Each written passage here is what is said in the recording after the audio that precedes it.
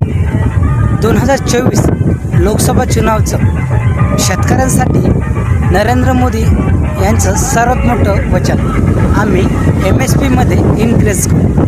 आता जी सरकार MSPसाठी शेतकऱ्यांना आंदोलन करावं लागत आहे ती नक्कीच हे वचन पाळेल का? आणि दुसरं म्हणजे आता MSPसाठीच काँग्रेसचं वश. काँग्रेसची जी प्रॉमिस पत्रिका आहे म्हणजेच वचनपत्रिका आहे त्यामध्ये न्यायपत्र असं म्हणलं आहे. या न्यायपत्रामध्ये आम्ही शेतकऱ्यांसाठी MSP गॅरंटीची करू.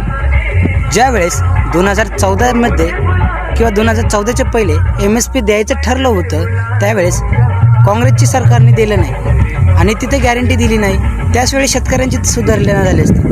मग तुम्हाला काय वाटतंय की शेतकऱ्यांबद्दल कुठलं वचनपत्र आणि कुठला नेता हा एक चांगला व्यक्ती ठरू शकतो आणि त्यालाच मतदान करा? जय महाराष्ट्र पब्लिक.